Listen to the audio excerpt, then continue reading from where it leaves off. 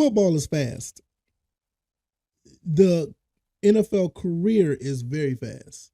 Life in football can be very fast. Transactions happen at a drop of a dime, and before you know it, one of the players that you think had some promise or could have been used in a way that you would like to be is vanished very quickly. This is what happened with Caleb Huntley. We're going to talk about him being cut in this episode. After yesterday, I talked about what they could do with him as far as using him for trade bait or use him for a trade prospect. It's really interesting at the end of the day, and I kind of looking back, hindsight 2020. I kind of see where this was going when I look back at it now. But we're going to talk about Caleb Huntley being cut. What does this mean for the Falcons? And also, we re-signed tight end MyCole Pruitt. A couple other things we're going to do before we get out of here today. I'm going to talk about those two, but I'm also going to talk about a little bit of Georgia Southern stuff and a couple other things out of the way as well. If this is your first time here, welcome. This is episode 628 of the First and Frame Rate Show. I am Via Baller. Over here we talk about Georgia Southern and Atlanta Falcons football.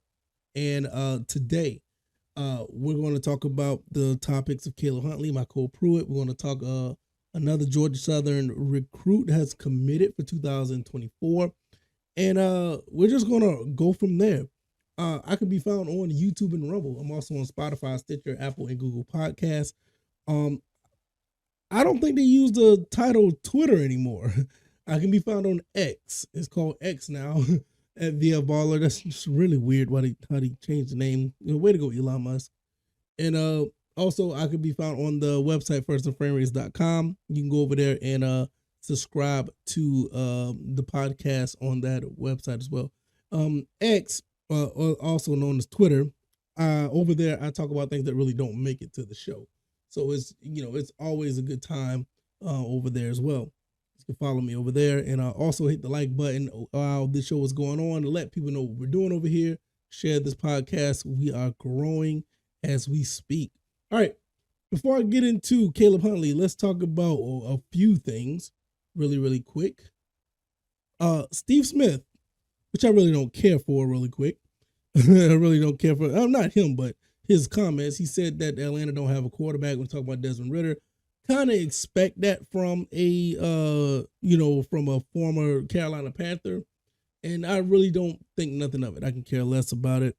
It is what it is, So he said that we're talking about the Green Bay Packers, or whatever the case may be.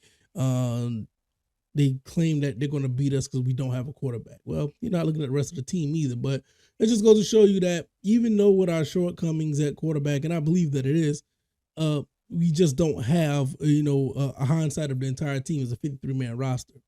So that's that. Also, I think that's pretty much it. I'll be honest with you. As far as the Falcons, Calais Campbell is on the physically unable to perform list. I think that's just a precaution. I think he's fine. There's nothing to worry about there. They're not going to put him through too much. He's an experienced veteran. He's not going to be out there with the rest of the guys for the most part. All right, let's just go ahead and get into this whole situation with Caleb Huntley. He was cut after recovering. Well, he is recovering from a torn Achilles tendon, which is a really big, injury to bounce back from. But the way that things were yesterday, I thought that it was going to still put him out there to play in the preseason.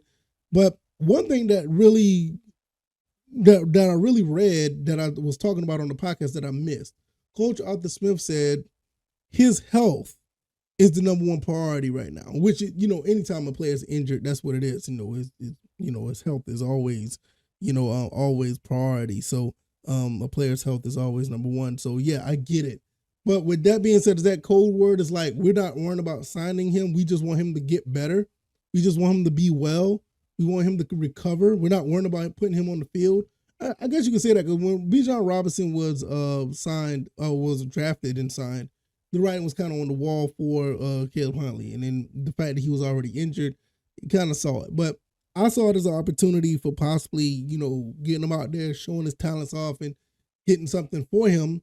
But they waived him after being placed on the physically unable to perform list. And he was waived with a failed physical designation. So did he fail his physical? I think that's what that meant. That's really interesting that they put that on there. So that just goes to show you how that goes as well. But nevertheless, let's jump over to our signing. We re-signed tight end MyCole Pruitt, which I think this is a really quality signing. This kid has been pretty valuable to the team. He knows his role, and on top of that, he'll be able to be an asset in 2 and 3 tight end sets. Now, we do have Kyle Pitts. We do have Jonnu Smith. What this tells me is that Kyle Pitts is probably going to be slotted out at receiver at times. It could be a possibility that you see Jonnu Smith, Pruitt, and Pitts on the field at the same time. You could probably see those guys on the field at the same time with the Drake London, Bijan Robinson in the backfield, and teams is going to have a problem trying to cover everybody. I mean, that's just what it looks like in one formation. So this is a really very good signing for the Falcons. Picking up MyCole Pruitt, which actually had a pretty solid season last year. I think he played like the last 3 or 4 games. I can't remember how many games he played. I'm sorry, but he had 16 catches for 150 yards and 4 touchdowns. I mean, it's very quality for the position that he was in. I mean, he wasn't a starting tight end.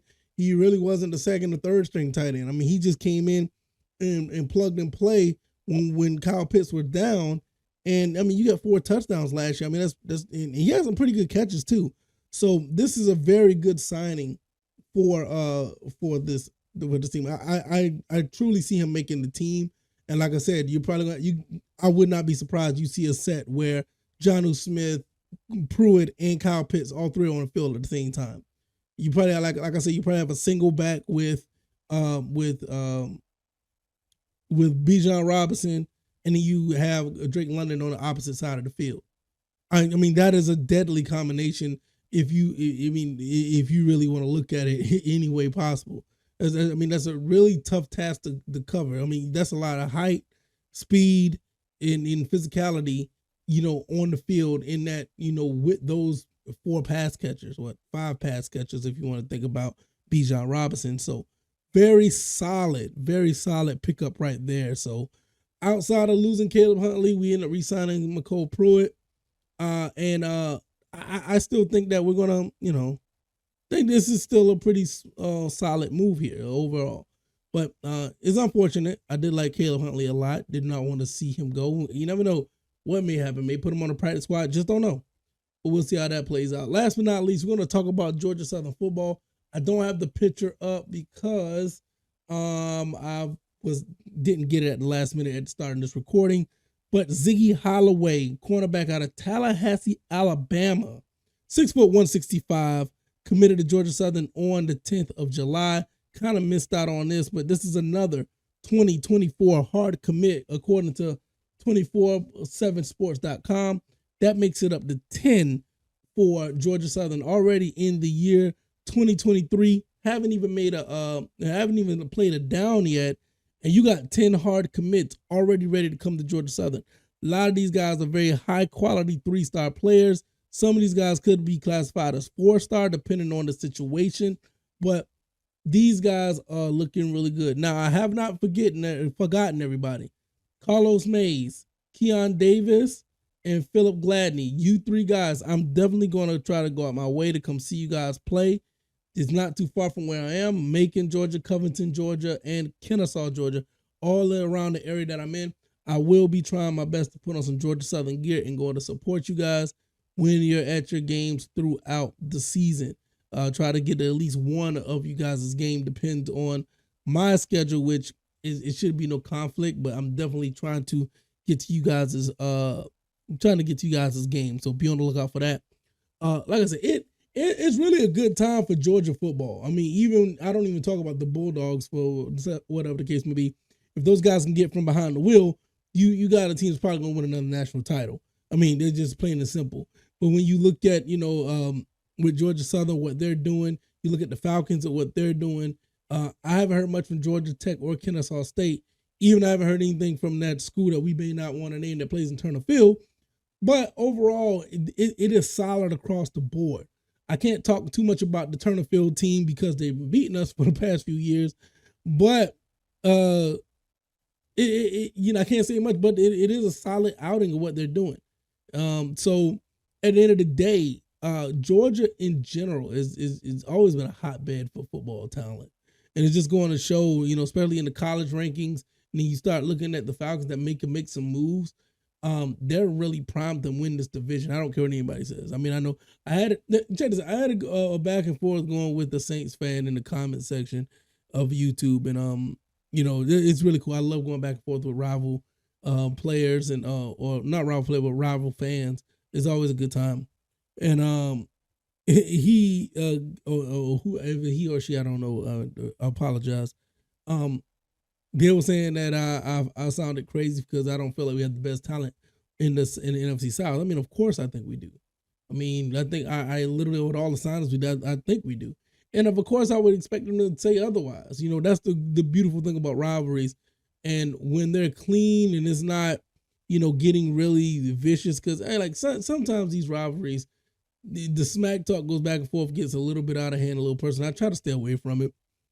But I do like a good old back and forth, just talking when it comes to rival teams, because I mean, don't get me wrong, I don't too much care for the Saints, but I do respect the team. I mean, they've done something we haven't done yet. They won the Super Bowl, and they've been fairly prominent throughout the regular season. We had our struggles, ups and downs, and we've done a lot of self-inflicted things to our organization. So it is really disheartening to see, but I think we're on the right track. Before I get out of here, one more thing. Devondre Campbell, I think that's what his name. Why would I care what he says about what this team has done to him or how he feel about the team? He was a part of the old regime. What he's saying is irrelevant about they have trouble picking up talent that was like his. Sir, weren't you on 28-3? I think you were. I mean, what did you do? Huh? But nevertheless, he was a good player. But it's like, bro, why would you want to talk about this team now that pretty much everybody on this team that's honestly was not around when you were around, even the front office? So I don't get it. That was just, it just seems like, take a shot at Falcons day. Apparently, you got Steve Smith and then you got Devondre Campbell. It's whatever. I mean, this team is totally different now, and I think that we're going to do some things that are, just as successful as the old regime were. I mean, I see if this team can stay on the path of where it is, you can put a pedigree together to go to a Super Bowl, go deep in the playoffs. You got to start somewhere. I mean, you got to think about it. I mean, nobody was really thinking Super Bowl when Pat Mahomes got, drafted, or Jalen Hurts got drafted, or Joe Burrow got drafted. Those guys were good, but nobody was thinking Super Bowl until you actually saw them go deep, have a deep run in the playoffs. But with that said, the Falcons have to have a deep run in the playoffs, right? Right. Shout out to the Atlanta Falcons and Georgia Southern. Hopefully Caleb Huntley lands back on his feet and get a gig in football. I think he's a pretty talented running back. MyCole Pruitt, he is going to be the third option at tight end. I think he's going to be pretty effective. And the naysayers is whatever. Ziggy Holloway out of Tallahassee, Alabama. I can't wait to see what you're going to be able to do with the Georgia Southern Eagles. We got a whole we got a whole year to wait, but it's going to be worth it. I think some of these kids, if they stick around, they're going to be very, very special. If this is your first time here, I appreciate you being here. If you like this commentary, hit the like button, share this podcast, subscribe to the channel if you haven't already. Let me know what you guys think about all this content. Those are pretty heavy, little all over the place episode. Not really linear like it usually is, but we're going to get back into the swing of things tomorrow with another episode. Hopefully you guys will come back through. If you have subscribed, I really thank you. If you hit the like button, I thank you as well. Give me a 5-star rating on that Apple Podcast Avenue. I am on the YouTube and Rumble, also Spotify, Stitcher, Apple, Google Podcasts. Stitcher will be down shortly, so if you're listening on Stitcher, find a new home to listen to the podcast. They even said it themselves, sometimes in August. Also, I can be found on X. It's not Twitter, at VFBaller. I still think it's Twitter, whatever. And the website is firstandframereach.com. I will see you guys on the next one. All right, y'all. Y'all take it easy and y'all be blessed. Peace.